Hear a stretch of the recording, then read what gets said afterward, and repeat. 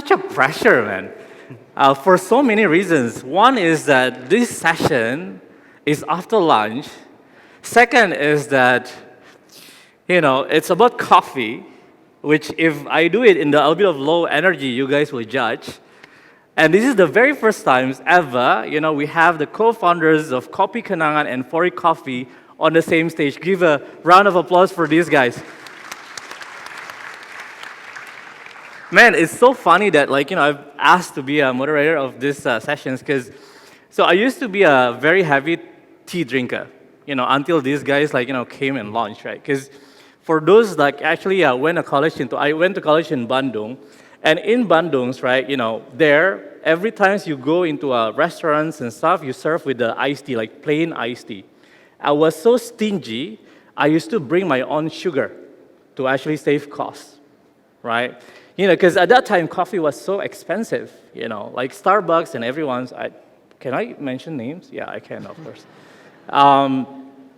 It's so expensive, and then 50,000, 60,000, for coffees, and, until, the guys like Kopi Kenangan and Fore coffees, kind of, come with a kind of very affordable and very tasty kind of products. And, I'm not trying to be a, really, I don't think I can say bad words here, right? But I don't try to actually be leaking you guys, but I drink your coffees a lot.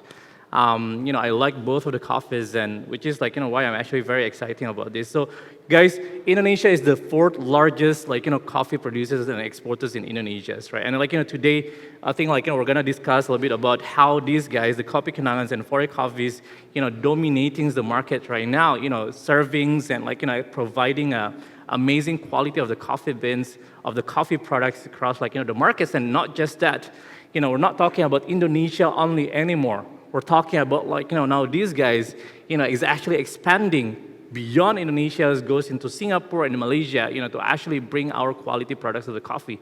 So that's actually going to be very exciting. Maybe let me, okay, one more. We're gonna structure these sessions into 4 sessions, right? 4 small sessions. We're gonna do our very first one is a ground zero, I call it. So ground zero is gonna be cover all the basic questions about their current businesses, about technology, etc., etc. And then the second sessions or the second micro sessions is going to be on the past. We're discussing about how this changed between pre-COVID, during COVID, post-COVID, etc., etc. And we're gonna touch a bit on the present, how this business has been evolved for the past 5-6 years. And then we're closing with the future, which is what's next for both Kopi Kenangan and Fore coffees. Then I'm happy to take a couple of questions. We have 10 minutes to have a Q&A sessions, and we'll take it from there. Okay, so let me start with this questions, right? I'm gonna jump right into it, James and Vico, because I think everyone knows Kopi Kenangans and Fore coffee, so I don't think you guys need introductions, right? But I think the questions that we all ask here is that coffee is a retail businesses, but how you guys justifying the technology valuations multiples? Obviously you guys are doing evaluations of the technologies, and coffee is a retail, so maybe you guys can actually explain and enlighten us of how a coffee business is, utilizing the technologies. James, maybe you want to go first. So for me, 2 things. I think if we ask how do we justify tech valuation for coffee, when people say startup, usually what matters is actually the rapid expansion, the hockey stick growth, right?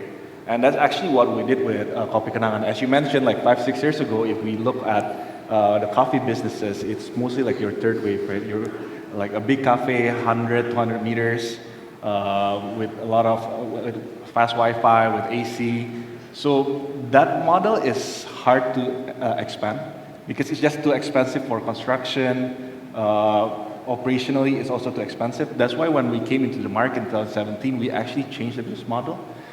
Even our first store is only 10 meter squares, which is a 10 or of the competitors. That's why we can expand very quickly.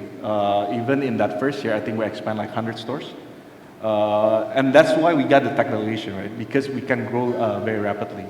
And then on top of that, if you ask what kind of technology that we put, of course, one is the consumer-facing one, which is the Kenangan apps that we have. So it's is essentially what we want to do is making ordering coffee as seamless as possible. So you don't need to queue anymore. You just need to buy from the apps. And then, of course, within the apps, you have your loyalty programs. So we can do targeted marketing. But then other than that, we also have technology in our operation. One example that not a lot of people know here is actually we have this system called Jarvin in our system. As you know, manpower is it's a very tough issue in Indonesia. That's why we want to try to make our operation as simple as possible. So with Jarvin, our managers, they just need to put their daily data, and then it will automatically calculate what kind of stocks that they have, what they need to order, and those kind of things. So not only consumer facing, we also try to use technology within our company itself. Got it. Pak Vico. Well, I believe, first of all, the roots of coffee itself is actually a commodity, right? Yeah. So, and then the commodity, and then the people start to enjoy that, having a lifestyle over a cup of coffee. And so that's actually the principle of the coffee itself. And the technology came, which is, like it or not, that it accelerates everything. So that we believe that with the technology, it helps us to then accelerate our business and also understand the behavior of the customers. How do they eat how do they drink their coffee, and then what do they want about their coffee, and then also what kind of a coffee that they prefer, and then what time they prefer their coffee to have. So it's all something that connected to the technology. And apart from what James has said, that I believe, while us being able to understand the customers better, it will help us to boost the brand awareness as well as the how the people can enjoy the coffee. Got it. So, but then we have to understand that the coffee itself is a commodity. Well, the people needs to have a good cup of coffee, and then after that, then the technology will help us to boost the awareness as well as to boost the business itself. Got it. Okay, cool. Out of my curiosities, right? Like, does the fact that Indonesia is the fourth largest coffee producers in the world is actually have any influences towards your businesses since the very beginnings? I think if you ask me since the very beginning, of course, I think not only just because Indonesia is the largest producer, I think we're just known as a coffee drinker culture itself. That's why when we first started this, even as a mom and pop store, we kind of dared to go into this market. We can't, because we understand that it is something that people understand. It's not really a new product, and then it is something that people drink daily. I think that's why we started this. But then I think going further on our where we are now, I think Kopi Kenangan right now we're in the stage of international expansion. For those of you who don't know, we actually expanded to Malaysia last year, and then just last month we actually opened our first store in Singapore. And the fact that Indonesia is the fourth largest exporter of coffee, it becomes very important, right? Because when we go to these countries, we're bringing your Indonesian coffee. And Indonesian coffee is somewhat, people understand the brand of Indonesian coffee. I mean, even outside Indonesia, people usually say, oh, I want a cup of Java, which is slang for coffee. That's why the fact that Indonesia is one of the biggest importers, it becomes very important for us to bring our brand into the international market. Got it. Indonesia is actually the third largest coffee producer, but it was passed by the Vietnam 20 years ago. And then now we have become the fourth largest coffee producer. Previously, Indonesia was good in producing the Robusta. But now starting slowly, Indonesian farmers now better to understand how to produce the Arabica. And now Indonesia has one of the best Arabica in the world. So Fore coffee only using 100% of the Indonesian coffee beans, which is come from the Sumatra, the Toraja, and also the West Java, as well as with Bali. So that's actually the meaning of having the fourth largest coffee producer country to back up the Fore coffee expansion, not just in Indonesia but also to the world, to introduce the Indonesian coffee culture to the people outside Indonesia. Got it. For those that not familiar with coffees, right? So Arabica and Robusta, Arabica is actually much more expensive coffee beans compared to Robusta. We're talking about almost twice the price of Robusta price. The aftertaste is a bit different, the intensity is a little bit different as well. which if you go to Italy is actually, I don't know if there's an Italian here, like they have a strict rules of not providing anything or house blends that like, actually more than 30% is Robusta, just to actually like, keep the quality of the beans.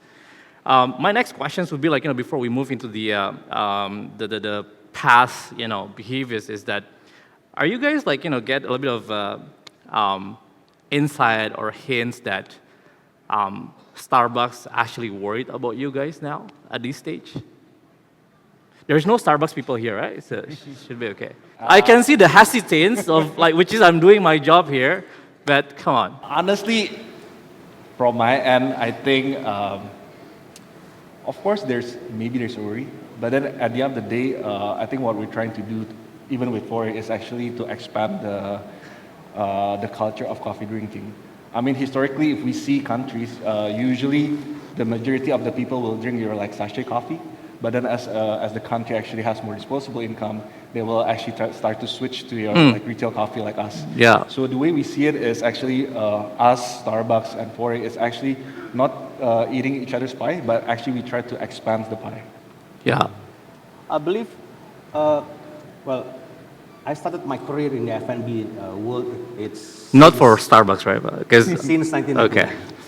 So I know when Starbucks came into the Indonesia, which is 2002, people started to get over Starbucks and they want to understand what Starbucks, So the shifting is happening over at the time when the people used to drink the Kopi tubruk, the first wave of coffee. Now they enjoy the second wave of coffee.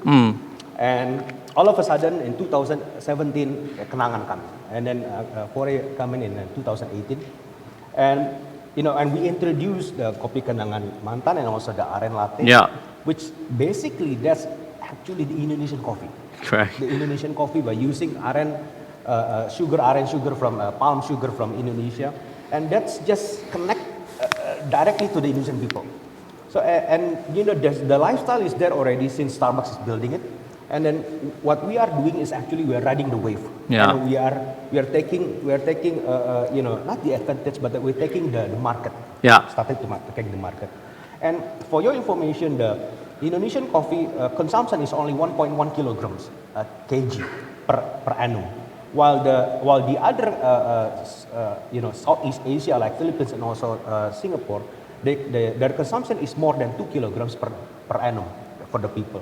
So basically, the Indonesian coffee culture is not yet there compared to the other coffee players in the other country in the Southeast Asia and the regional.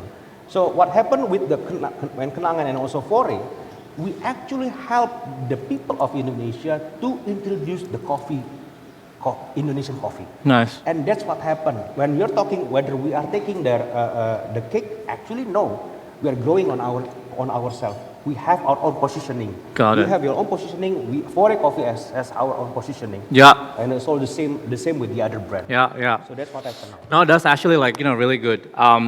For your information, is like all this crazy coffee started from like, these es kopi susu gula arens or like, gula aren latte, which essentially, the history of it, which I was just like, reading about it, is actually very funny. Like, people taking the usual es kopi susu as like, it's essentially lattes, right? And then like, combining with the fact that Indonesia like cendol, right? Because cendol is actually gula aren. And then they tried to combine it, right? Started in 2015 and the president, was drinking about es kopi susu gula aren in 2017, right? Right now, like, I start to actually see a Starbucks running a brown sugar latte. I mean, they're just 6 years late, it's okay. But yeah. Okay, because the next is, because the sessions is about like, D2Cs, right? So let's touch a little bit about that. I think, to be honest with you guys, like, I have my own opinions about D2Cs. I think, to be honest with you, in my personal opinions, we overuse the terms D2C a lot. Like direct to consumers, essentially is the fact that if you go into the US, Amazon's selling cost is very expensive, 25% of your revenues. And then like, people start to actually build their own things, website.com, brand.com, which is like, cut the middle guys and stuff, right? I think like, the terms here is a little bit of a, being idealistic of a D2C is gonna be hurting the business a little bit, as someone that's running a retail brand as well, right? But the way that I see it, what we should actually do is that where we see or we go where the customers are.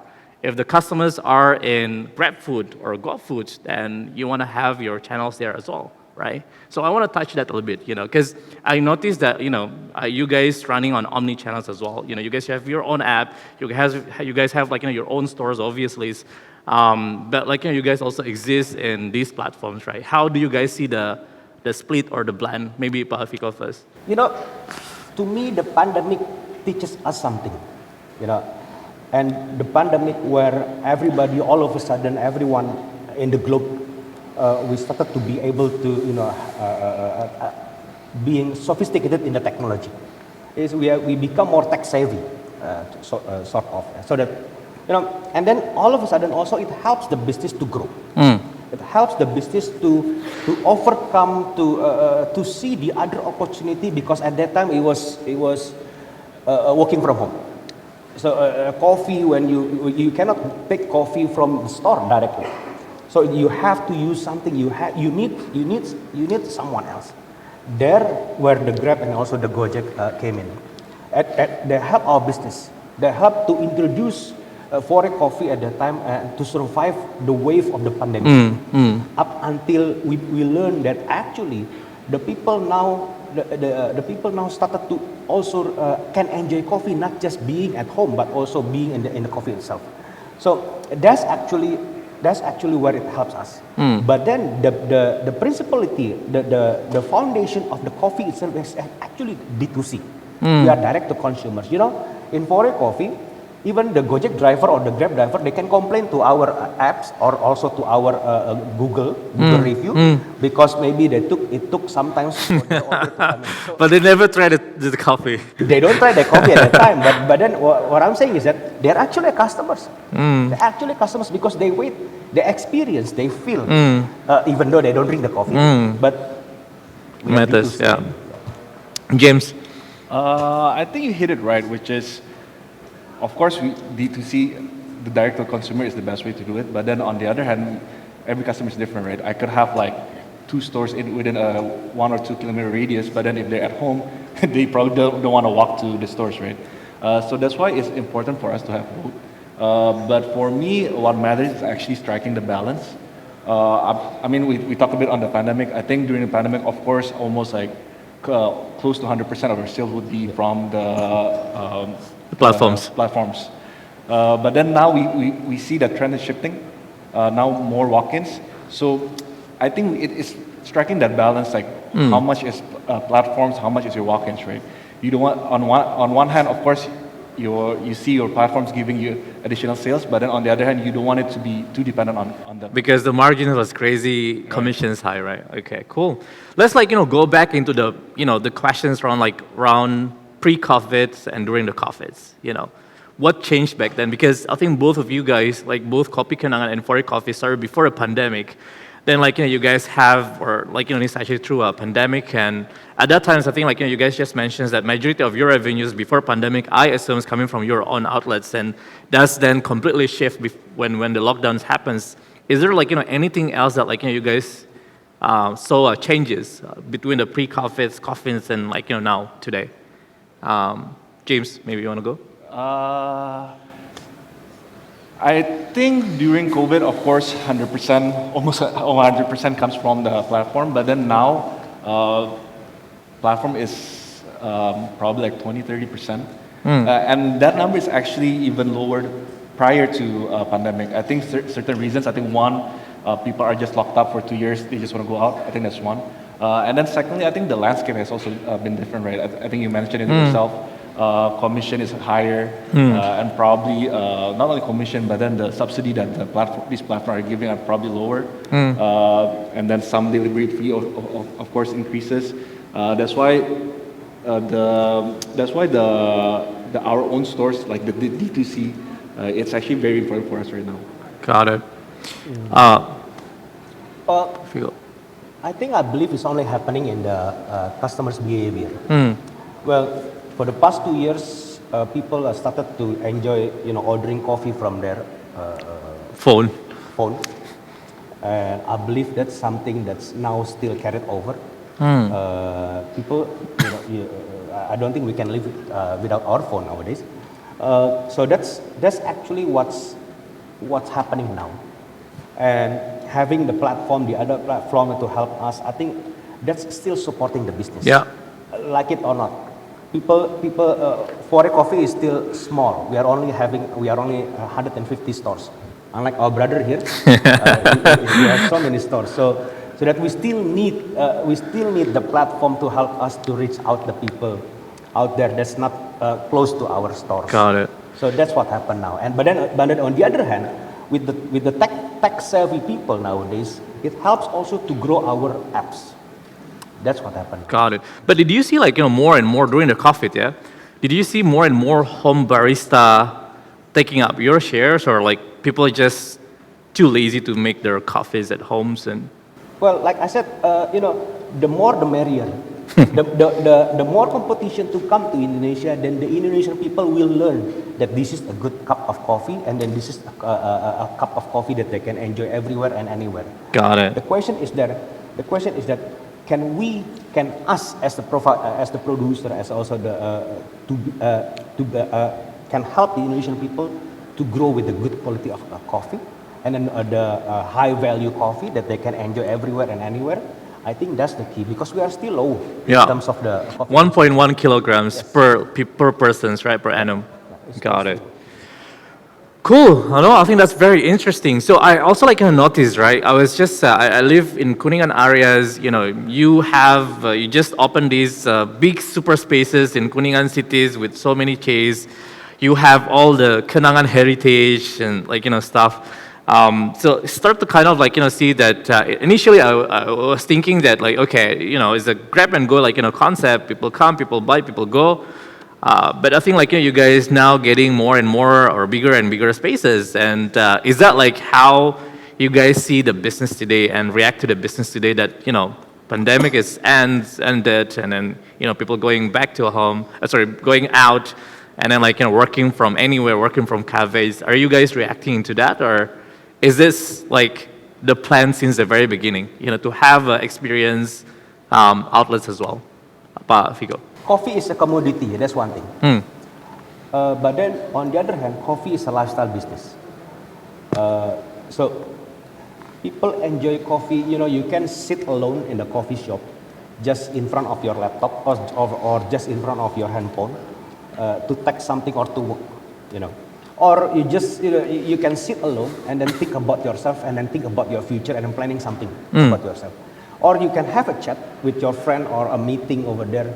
Or it's just something to hang out there. So that's a coffee. That's the lifestyle part of a coffee. And actually, after the pandemic, now becoming endemic, and people started to go back. And moreover, with the working from hybrid is still ongoing nowadays. For some companies, of course. And then the behavior of the customers, the behavior of the people. That's not just okay, I'm working from home, but also I'm working from the office, but also I have now the third place, which is the coffee shop. It helps to boost the sitting. So that's where the Fore Coffee came in. Got it. We are there to help the people of Indonesia to enjoy a good cup of a coffee, and they can sit, and they can enjoy, and they can experience Fore Coffee. Actually, the one in Kenangan City is only not even 100 square meters. It's only 90 square meters. Is it in the main lobby, dude? Yeah, I know. Thanks to the Kenangan City landlord, it helps us to get that location. But it helps the people to enjoy and seen and be seen, so that the people can see, they're enjoying Fore Coffee, and then they can steal what happened in their surroundings. Got it. James, you want to add this? From our end, we started as grab and go. Grab and go DNA is still very big in us. But then I think you brought a good point that now you see some Kopi Kenangan is actually getting bigger. To be honest, it's as simple as maximizing profit, right? We actually have our own internal technology when we, like a heat map, GIS system, and our proprietary data when we pick locations. So it's as simple as that, right? Whether when we put in all these parameters, should we open a Kopi Kenangan that's grab and go, or should it be the one that's bigger, where a lot of walk-ins, a lot of people that will be sitting. So for us, it's just a matter of maximizing profit. And then maybe on top of that is, again, when we first started, no one really knows about us. So is it really cool to sit at Kopi Kenangan? We don't know. But then now, I mean, we've known all over Indonesia. That's why it makes sense for us to have a coffee because the brand is strong already. Got it. Now, I think, I want to like, give you a direct questions around like, this one word that's super hype on the startups recently, which is profitabilities, right? You guys like, running coffees, selling coffees is actually something that has been done for 120 years, in the markets. And I think historically, everyone's is actually profitable and stuff. Where are you guys with this one sacred keywords here, profitabilities? So like, Vico, maybe like you want to go first, like you. Well, I'm an accounting guy. Ah, nice. I'm a number guy. So to me, profitable is a must when building the company, because the company has to be sustainable on its own. That's important. So that's why ever since, I'm not the original founder of Fore Coffee actually. Yeah. So I joined Fore Coffee in Q3 2020. So it was during the Pandemic. Pandemic. But then in a year after I joined, then we are profitable. Oh wow. Fore Coffee started to be profitable up until now. We are even bigger and bigger now. Our profits is even bigger and bigger. So and then we started to build our own stores using our own money in 2021 and also 2022 even up until Oh wow. So that's Fore Coffee, because we're not just Fore Coffee, we introduce eco-friendliness, we introduce sustainability. We want to be part of the ESG work. So a store in Kenangan City is not just built from the 450 kilogram upcycled used plastic cups, but also we believe in sustainability. It's one of the sustainability that we believe is being profitable. So you guys are profitables, and like on the top of profitability, you guys are actually generating enough net cash flow positive, that you guys are actually using to establish the outlets. Yes. That's pretty cool. Yes. That's pretty cool. James. I think you mentioned it, like the nature of coffee is not real rocket science. So since day one, we run it as a profitable companies. And even when me and Ed, when we started this, our mindset was not like, hey, let's make a coffee shop and then like look for a VC where we want to get injection and grow. Actually, our mindset was actually making a good profitable business. It's just along the way we met some guys who believed in us, right? So the coffee business itself for us is profitable. Has always been that way. Of course, a pandemic is a different case. But then yeah, it's always been that way. Nice. Give a round of applause for the profitables, net cash flow, positive businesses. I think we need to actually see more and more. So let's step forward into the futures a little bit. What's next for you guys? I've started to actually see a lot of innovations around the coffees. There's a lot of guys doing capsules, subscriptions. We start to actually see this push carts, coffees on the Jakarta streets. And I think it's actually growing every single day. It's like every time I went into my office in Kenangan, there's 5 more of the cart push. I was a little bit worried that by 2 years it's gonna be fulfilled with the cup. But what's next for you guys? Let's put aside the regional expansions, for the next topic. But what's next in the innovations of the serving the customers? For us, honestly, I think international expansion is big for us because we have over 850 already in Indonesia. That's why international expansion is going to be big for us. Again, we want to be a brand that, Indonesia, we've known as always exporting commodities, right? But then we rarely export brands. So with Kopi Kenangan, I think that's kind of our big hope. But then looking back to Indonesia, even though we're in 850 outlets and then 67 cities, there's still more room to grow. Really, really more room to grow. So Across second tier, tier 3 cities, you guys want to go there as well? Yeah. Wow. So I think that's next for us too. Got it. And the regional expansions, okay, no, let's just hang on. Maybe Vico first, go. Well, if you have 880 and I only have 150, so you see the gap is still 700. So you want to go there first. So Indonesia is still big for a coffee to expand. I think that's our focus, one thing. And also we are opening Singapore soon on November 9. Now, let's touch a bit on that one, yeah? I mean, it's actually very interesting. To be honest with you, the very first reactions or the very first, opinions that I have on these expansions into the Singapore and Malaysia is the reactive into the fact that Luckin Coffee has been going aggressively into the Southeast Asia. Luckin Coffee is China coffee brands that has been went into the Singapore as a first Southeast Asia market. And they opened 20 outlets for the past 6 months. Very, very aggressive. Is that correct? Is it reactive into those protect your home turf and stuff like that, or this is has been something that you guys been planning for long? Well, Fore Coffee we've been planning to open in Singapore since the since the end of 2021. Since the end of year of 2021. But takes longer process and everything to be able now in the next November that we will be able to open the first store in Bugis Junction. We didn't know about any brands that coming to Singapore, but what I believe is that Singapore is the SCBD of the Southeast Asia, where people came, and then there's a business sector country in the Southeast Asia, where a melting pot of the people from the regional. And coming to the Singapore, bringing Indonesian coffee culture by Fore Coffee is something that we want to introduce to the Singaporean people. Not just to Singaporean people, but also maybe to Filipinos, to Malaysians, to any other people that comes to Singapore. So we believe that Indonesian coffee beans is something that we will bring to Singapore to introduce also to the people of the Singapore and the rest of the world. Okay, James. Actually, it's very similar to Fore. I mean, we've always wanted to do international expansion since actually before COVID, but then of course COVID hits, couldn't happen. So luckily we actually were able to do it late last December in Malaysia. And if you ask me whether it is because for us to defend our home turf, it's not really. It's more we believe that the company can grow that big, right? And then we believe that when we go into the international market, we're not just bringing your old Americano, your old latte. We actually have a story, right? Which is one, from our name itself, Kenangan. It's Indonesian, coffee beans from Indonesia. And I think one thing that people actually overlook is actually what you mentioned, the coffee with palm sugar. I mean, when we say do you know Thai tea? I think most people here know what Thai tea is, right? And then what we want to grab with coffee and palm sugar is, it's an Indonesian style coffee. That's why even when we enter Singapore and Malaysia, we actually bring our Indonesian beans.